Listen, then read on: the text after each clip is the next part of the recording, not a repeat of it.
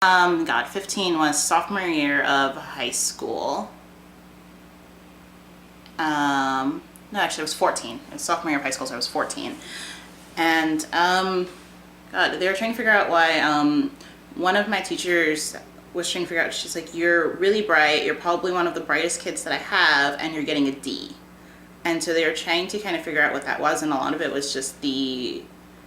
was depression and just like this, I never wanted to be at school, I didn't fit in there, I didn't like interacting with the people there, and I never wanted to show up. So I would show up maybe once a week, turn in a couple assignments, and then leave again for a week. And in hindsight, that has to do with a lot of the things that I am and that I was trying to kind of work through when I was 14, 15, 16, of that my identity as a Black person, my identity as a queer person played a huge role, because at that point, all the girls were like, there was this kind of expectation of, you're going to be straight, you're going to date guys, and guys are going to be the center of your universe, and anything else that you did was kind of secondary to having a boyfriend, or that's how a lot of the girls treated it. And I remember the dumbest thing or probably one of the most intelligent and also dumbest things I ever said in high school was when I was making comments on how it was like things were sexist and condescending, like pictures of women drooling over men in English class was sexist and condescending. And I saw it that way, and no one else saw it that way. And I didn't see boys as like a center of my world. I didn't see girls as a center of my world either. It wasn't, something that I was really trying to investigate at that point in my life.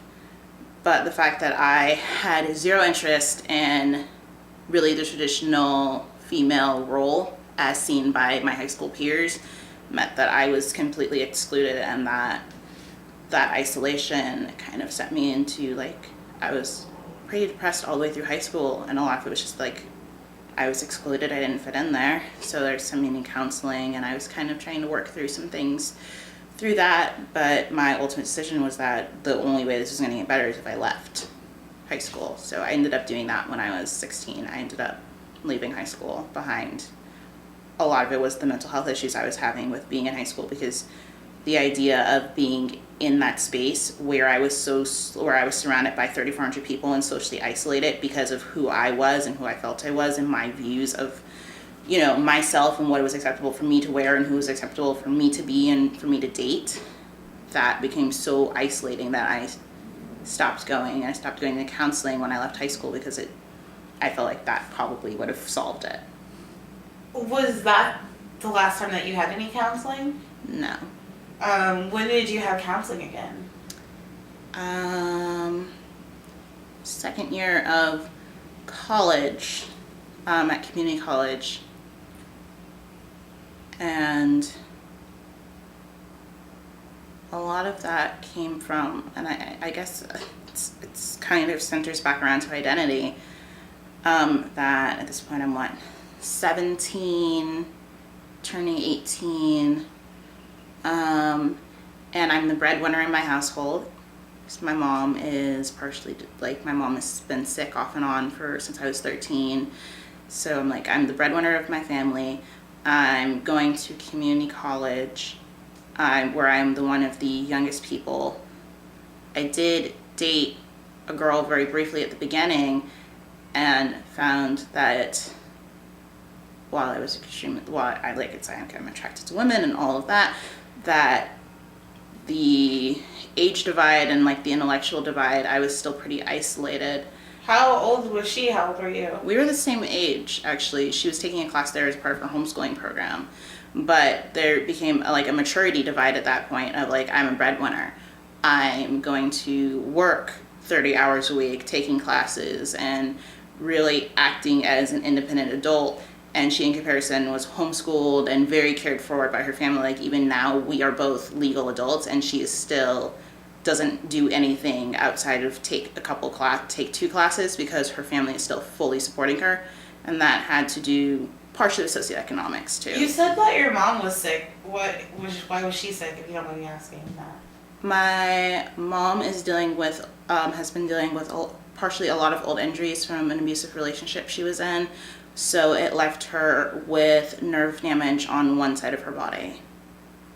And then in addition to that, she has had a number of problems with her ovaries, with cyst, and some, at one point a cyst actually burst, and she's gone through a couple surgeries dealing with that. And then, how many other people were you taking care of at this time? My brother and my sister. And how old are they? Goodness, if I'm 17, 18, then my sister's 13, 13, 14-ish, and my brother is about 20.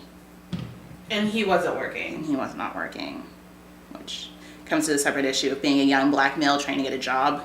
Yeah. It's easier for a young black woman, or at least someone who presents as a young black woman.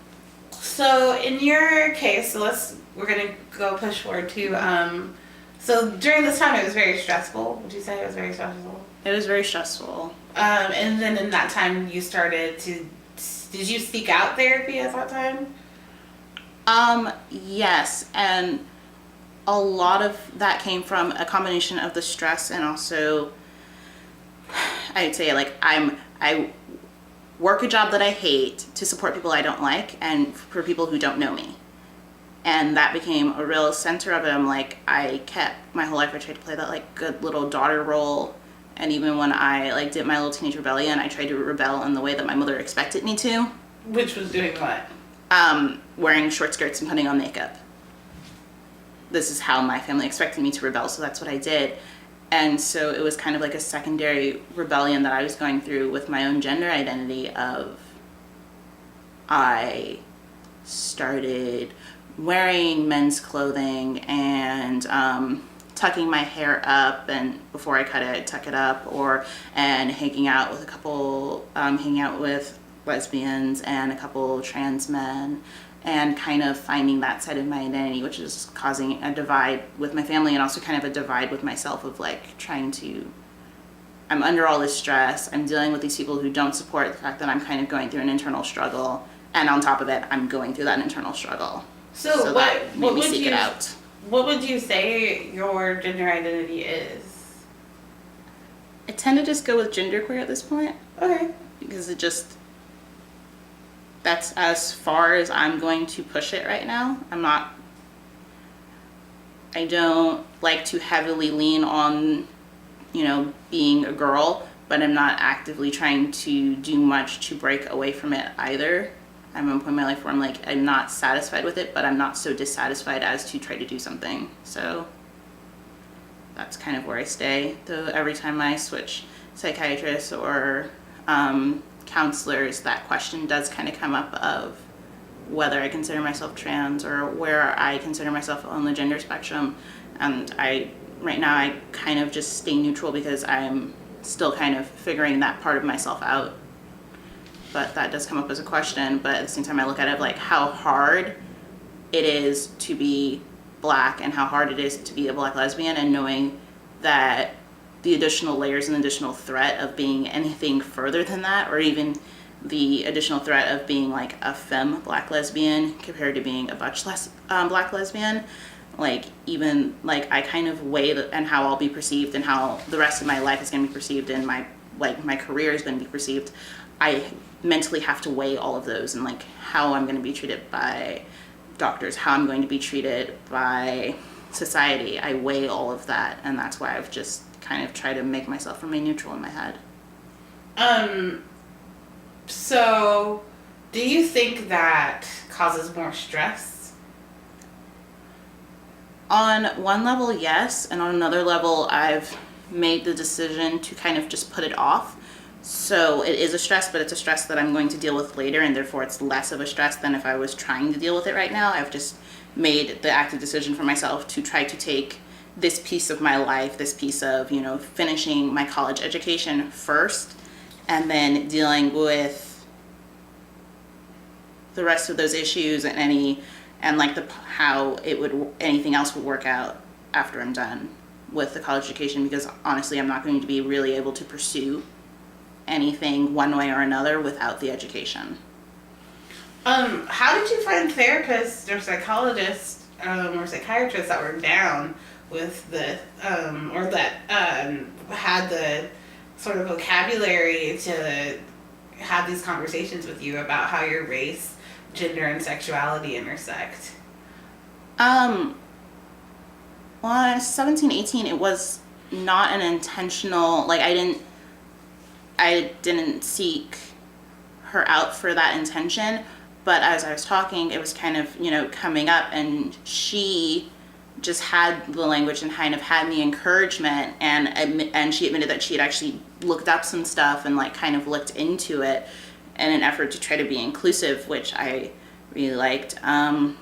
And then pushing that forward, one thing that I've done since I've, gotten my own insurance as a part of Kaiser is to purposely seek out doctors and seek out healthcare professionals that are on their listing for being LGBT friendly, because they do sometimes mark that on the Kaiser profiles. So I was very deliberate in selecting healthcare professionals that were going to be open to that piece of my life, because I feel like if I'm going to have a doctor, I need to be able to discuss these things with them because it is a part of my health. So I was deliberate in seeking that out. Are the doctors that you did seek out, do you feel that they are able to sort of navigate your intersections as being an LGBTQ asterisk person along with being Black? I think it's easier for some people than others, but I think that also has a lot to do with it's easier for everyone to understand some things more than others, and that's colored by your own background. So if you're a straight white woman, you can study and try to understand the struggles of a queer Black person, and you can sympathize and you can have a certain understanding, but it doesn't mean that every single thing is going to resonate with you because it's not your experience. So sometimes that's but for the most part, if they don't understand it, they admit they don't understand it and try to get me to explain it, or they accept that they don't understand it and try to find it out on their own. So how old are you now? 19 now. If you at 19 could tell you at 15, if you could give your younger self of 4 years ago some insight on how to sort of navigate these healthcare institutions or these mental health care institutions, what would you say to 19-year-old, to 14-year-old or 15-year-old Nia? So much. To have a little more trust in the doctors and the therapists that you're seeing, and to understand that some of the emotions that you're having around gender and around your sexuality aren't wrong, no matter what, religious background that we have is. It's not wrong, and it would have been easier if I could have told myself when I was 14, 15 to try to start to actively pursue this, actually do contemplate this, actually do press to a solution, because it would have been easier at 14 or 15 compared to 19, 20, 21. So I wish I had pursued and kind of pressed for certain things before the last year and a half. But well, thank you for sharing that with me.